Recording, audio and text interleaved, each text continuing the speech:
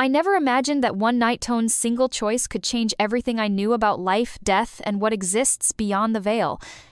My name is Julie Carter. I'm 15 years old and I live in Nashville, Tennessee. Maybe you're already thinking this is going to be a teenage exaggeration or a cry for attention, but it's not. Every word I'm about to share is real. I didn't read it in a book. I didn't watch it in a movie. I lived it. I felt it, and somewhere deep inside me, I know you're meant to hear it too. It was a Friday night in early April. My parents had gone to visit my grandparents in Chattanooga, and they left my older sister, Rachel, in charge. But Rachel sleeps through storms. She didn't hear me slip out of bed at midnight, heart racing, palms sweating. I grabbed the outfit I'd hidden beneath my bed, a tight black skirt, a sequin topclothes I'd never be allowed to wear. I tiptoed across the room, climbed out the window, and felt the night air wrap around me like a secret. I wanted to feel alive. At school, I'd overheard some girls talking about underground parties downtown, the kind that didn't ask for names or birthdays. For once, I wanted to be someone, not the shy girl with quiet eyes. I wanted to feel something electric, something unforgettable. I used a gift card from Christmas to call a rideshare. The driver didn't ask questions. I was just another passenger to him. Minutes later, I arrived on Broadway where neon lights flickered in shades of violet and blue, and the bass from a club called Euphoria pounded through the concrete. The line outside was long, packed with people who looked older, louder, and far more confident than me. But I had a fake ID my friend's cousin had lent it to me. I handed it to the bouncer with a trembling hand. He didn't look twice. The moment I stepped inside, I was hit with a wall of heat, noise, and smell alcohol, sweat, something sharp and synthetic that clung to the air like fog. Bodies swayed in chaotic rhythms. Lights flashed in seizure-like bursts. I tried to blend in. I smiled, I danced, I moved like I belonged. But I didn't. Soon, the music felt like it was pulsing inside my head, not around it. The room spun. People blurred into shapes and shadows. I saw a man knock over a drink and laugh hysterically. A girl fainted into the arms of a security guard. Everyone around me looked alive, but their eyes were hollow. That's when the pressure in my chest began. First tight, then sharp, then unbearable. I stumbled toward the exit, but my legs wouldn't move. It was as if the floor had swallowed them. I collapsed on the dance floor. No one noticed. No one stopped. Just bodies dancing. Laughing. Existing in their own little worlds while mine was slipping away. I remember the lights growing dim, the sounds fading like distant thunder. Then, everything went quiet. And I saw the light. It wasn't the kind of light people describe when they talk about dying. It wasn't warm or peaceful, not yet. It was bright. Unnaturally bright. As if the world had been peeled back, and I was seeing it without skin. I opened my eyes. I was still inside the club, but it wasn't the same. Time had stopped. People were frozen mid-laugh, mid-dance, mid-fall. But their outlines began to dissolve, almost like smoke unraveling from the inside out. That's when I saw them. Shadows. They slithered from inside the walls, from under the tables, from within people's bodies. Some were tiny, snake-like. Others were towering, grotesque creatures that looked like they were stitched together from nightmares. And they were moving. Feeding. A girl stood at the bar, smiling at a boy. But behind her, a skeletal figure with empty white eyes whispered into her ear. She laughed, but her soul was gone. You could see it in her eyes. Vacant. Absent. Like a puppet without strings. I floated above it all. Not in a dreamlike way, but as if I had been torn from my body and suspended in truth. No one could see me. No one could hear me. I was caught between two worlds, the physical and the spiritual. A witness. A soul with eyes wide open. And what I saw shook me in a way nothing ever had. These shadows, these entities, weren't part of my imagination. They were real. They had always been there, but were too distracted, too numb, too disconnected to notice. I tried to scream, to warn them, to fight, but there was no voice in that space, only awareness, only witnessing. Then, without warning, I was pulled. Upward, outward, beyond the walls of the club, past the buildings into the open sky. Nashville faded beneath me like a distant echo. I passed over other clubs, other people, and I saw the same thing. Souls numbed by pleasure, unaware of the spiritual predators wrapped around them. I thought I was alone. But then, I felt it. A presence. Beside me stood a figure so luminous, so serene, that I wept without knowing why. He didn't need wings or a glowing halo. His presence was light. His eyes contained the stars. His silence was louder than thunder. "You must see more, Julie," he said, not with words, but with something deeper. I reached for his hand. And without moving, we began to rise. To where, I didn't know. But I wasn't afraid anymore. Not even a little. Because I knew this was just the beginning. If you've come this far, it means something inside you is awakening too. If you felt touched by this story, join our community by clicking like and subscribe. This space is for hearts that seek truth and light. Leave a comment with your name and city. We want to greet you personally in our next video and welcome you into something beautiful together. We rose without wings. There was no sky above us, no ground below, only movement guided by intention, by will. It felt like we were gliding through something softer than air, something more alive. The stars didn't seem distant anymore. They shimmered all around us, not as points of light, but as living pulses like breathing jewels in a velvet sea. The angel beside me never spoke in words, yet I understood everything he wanted me to feel. With a simple touch, he told me I was safe, that what was coming would be difficult, but necessary. That my soul was strong enough to witness it. We passed through what felt like layers of reality. Colors shifted, time bent, and then, like a curtain parting, a golden mist opened in front of us. What lay beyond wasn't a city or a landscape, it was a house. But not a house like any I'd ever seen. It was made entirely of light. There were no bricks, no windows, no door. It pulsed like a living heart. Every surface shimmered with waves of color I'd never seen before, shades that didn't even exist on Earth. And just being near it made my spirit fall to its knees. I didn't even have a body, but I felt myself bow in reverence. "This is a house of wisdom," the angel said. "Here, truth isn't spoken, it's revealed." We stepped through the light, not walking, just entering.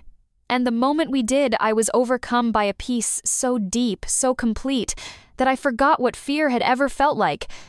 My soul felt washed, cleansed, not because I was perfect, but because in that place, even imperfection had value. The walls were like liquid crystal, shifting with waves of vibration. In the center of the house was a great round chamber, and within it floated images not on screens, but suspended in air, alive. They weren't memories, they were realities, versions of now, all happening at once. "You carry questions you haven't even dared to ask," the angel told me. The visions began. I saw Earth, but from far away, like an astronaut might. Only it looked different, fractured. Dark energy lines cut across continents like scars. I saw crowds in chaos, voices screaming in anger, governments crumbling. Leaders I recognized from the news were being judged not in courtrooms, but before councils of light. "Will this really happen?" I asked, feeling my spirit tremble. "These are seeds," he said. "What grows from them depends on collective will. Time is not a linnet, it's a field." Then came visions more painful. Tanks moving across borders, missiles rising, cities torn apart, a third world war in motion. My soul ached, not with fear but with a yearning to stop it. And just as despair began to cloud me, I saw it. A light descending from above, vast and powerful. Invisible hands reaching down, touching weapons that suddenly failed. Generals dropping to their knees in shame. People across the world collapsing, not in fear, but in awakening. They weren't broken, they were remembering. "Who will cause this light?" I asked through tears. The angel's voice was steady. "That will be revealed. But before the healing, there must be recognition. There must be truth." And with that, the House of Light transformed. Gone were the cities and wars. In their place, something closer, something personal. The walls became windows into lives not of strangers, but of people I loved. I saw my room, my mother leaving for work with tired eyes but a loving smile, my father showing me how to drive in the empty school parking lot, my sister yelling at me for stealing her sweater. But now every moment felt sacred. Every word, every hug, every sigh carried weight I'd never noticed. A mirror appeared, floating before me. But it didn't reflect my face, it reflected my soul. I saw both the light and the shadow. The way I used to love helping stray animals. The way I secretly resented others who had more friends. The compassion I'd shown, and the cruelty I'd once excused. It was all there not to judge me, but to show me that everything matters, every thought, every silence, every act of love, and even every failure. Nothing is small, the angel whispered, not even your quietest moment. Tears fell not of guilt but of awe. I'd been sleepwalking through life, blind to its sacredness, blind to the divine choreography unfolding every day in smiles, tears, laughter, and loss. The mirror shifted again, showing others. I saw a woman in a small kitchen praying alone, a teenager crying in a prison cell, a doctor, exhausted, kneeling in the hallway of a hospital. And I understood they were all part of something. All of us were, even when we felt invisible, even when we felt unworthy. Before true change can erupt in the world, it must first blossom in the invisible hearts of the people. And that change was already beginning. The house of light shimmered like a breath between worlds.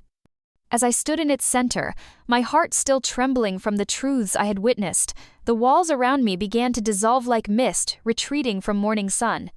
A soft vibration filled the space, and I could feel it not in my ears but in my soul. Something sacred was about to be shown. The angel walked beside me, yet it never felt like he moved. He simply was present, surrounding, guiding. Without a word, he extended his hand again, and as I touched it, we were taken into a new chamber. It wasn't like the others. This room held no colors, no visions, no memories. It was completely empty, except for one thing. In the center hovered a mirror, tall, oval-shaped, ancient, and infinite at once. But it did not reflect my face. I knew immediately what it would show, and my heart both longed and feared to look. This is the mirror of the soul, the angel said. It shows not what you are, but who you are becoming. I stepped closer. What I saw wasn't a reflection. It was a revealing. My essence raw, luminous, flawed, beautiful stood before me. I saw my compassion, glowing like threads of golden silk. I saw the pain I had caused, forming dark ripples around choices I had once ignored. I saw envy, resentment, love, forgiveness. They danced together, weaving into the tapestry of my being. And then I saw the unseen moments. The words I never said but felt. The kindness I withheld out of fear. The prayers I didn't know were prayers when I whispered them in silence. Every thought, every intention, every hesitation, they were all alive in this mirror, all shaping the energy I sent into the world. Tears ran down my face. I hadn't known I carried so much. I hadn't known it all mattered so deeply. I'm not good enough, I whispered, barely able to breathe. The angel stepped closer. You are human, he said softly, and that is the most sacred thing you can be.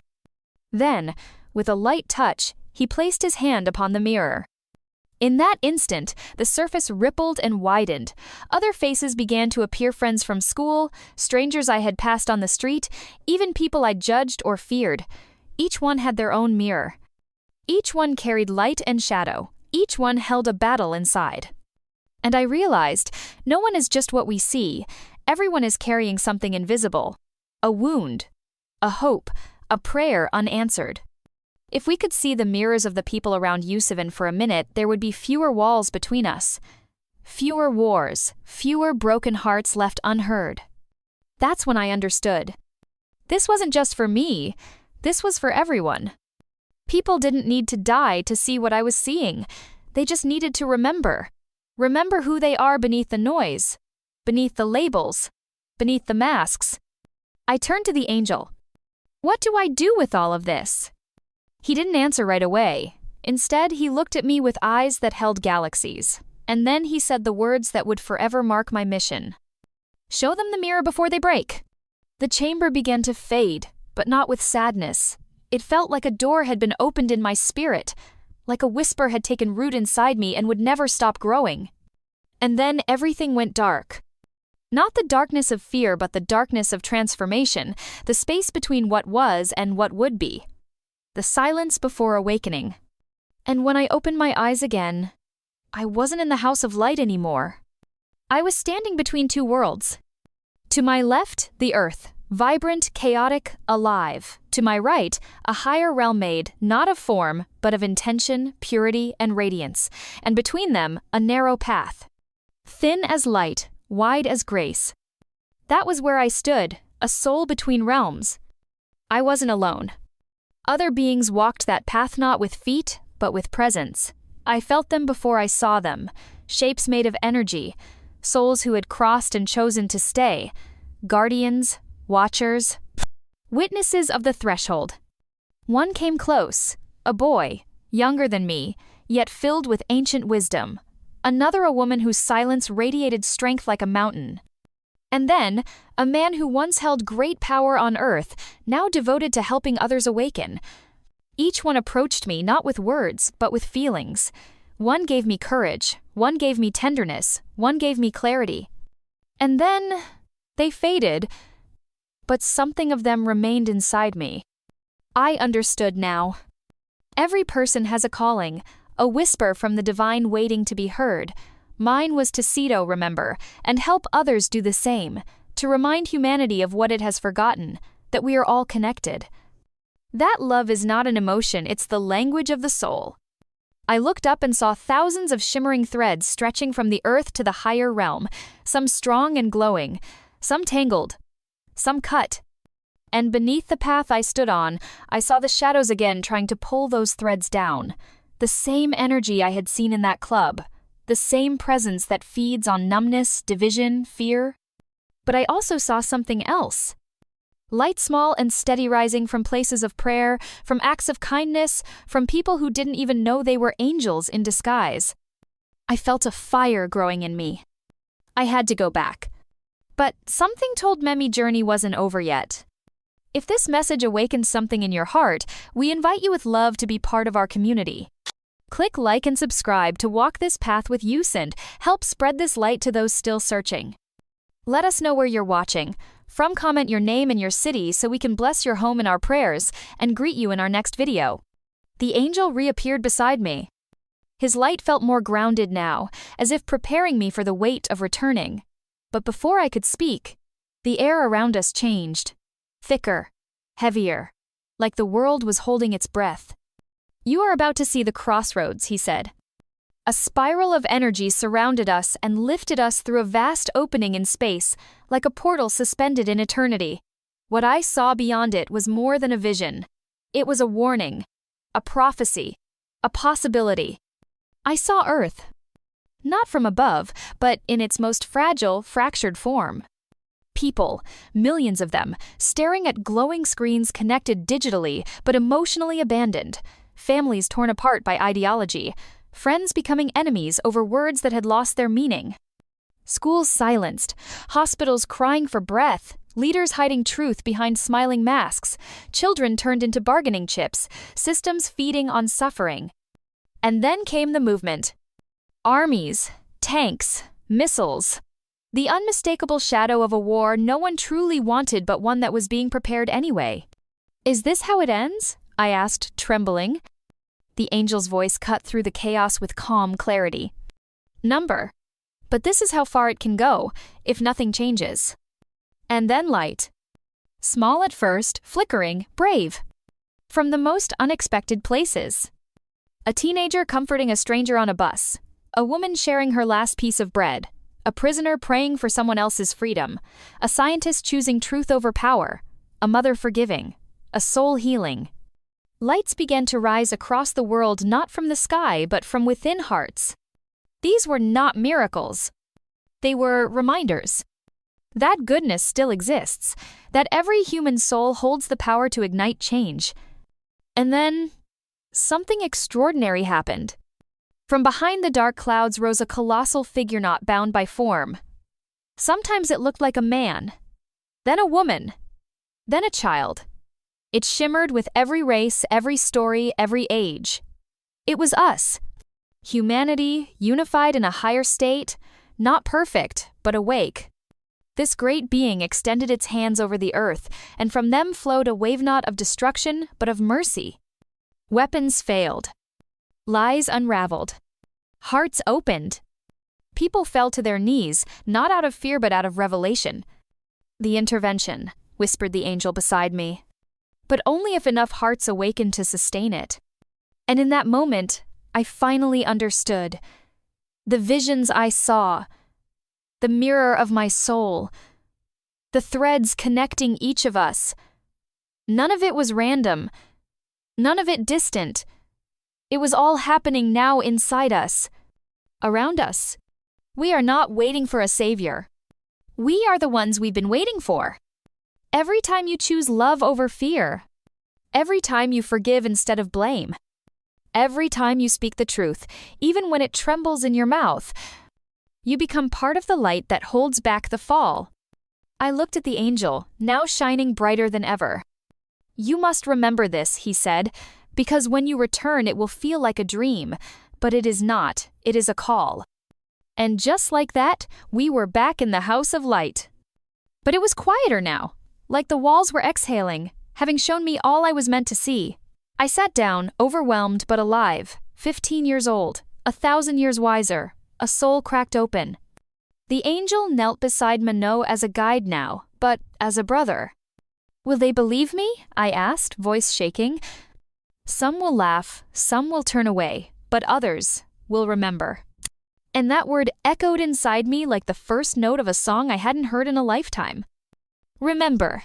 I saw my body again, lying on the cold dance floor, my lips pale, my breath shallow, the world spinning around me.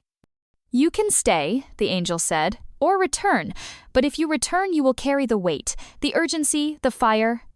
I thought of my mom, her hugs, my dad, his tired eyes and quiet strength, my sister, her wild love, my friends, lost in noise, craving truth, my generation, screaming for something real. I thought of the souls still trapped, the mirrors they never see, the light they've forgotten is theirs. "I want to go back," I said. The angel placed his hand over my heart. "Then go. But remember, your memory will come in pieces. Some will return in dreams, others in pain, but it will come." I closed my eyes. I felt myself fall not into darkness, but into warmth, into knowing. And as I slipped between worlds, I heard his final words. "You have been marked by the vision, and that mark will never fade." I woke with a gasp. Flashing lights, my sister screaming, a paramedic pressing on my chest, everything blurry, everything loud. But I was back. And I remembered. Not everything. Not yet. But enough to begin. Enough to know that what we call reality is only a curtain, and the true world, the world of spirit, of connection, of divine possibility is always waiting just behind it. And now, here I am, telling you this story. Not because I want attention, but because something inside you is waking up too. You don't need to almost die to remember. You just need to choose to see. If this journey spoke to your soul, we invite you with open arms to become part of something beautiful. Click like and subscribe, because this space isn't just a channel, it's a home for hearts that seek the divine. Leave a comment with your name and city, and we'll lift you in prayer and bless your name in our next video. And don't stop here, there is more waiting to be revealed in your life. Click the video that's appearing on your screen, know it holds something powerful for your spirit. Thank you for walking this path with me. Amen.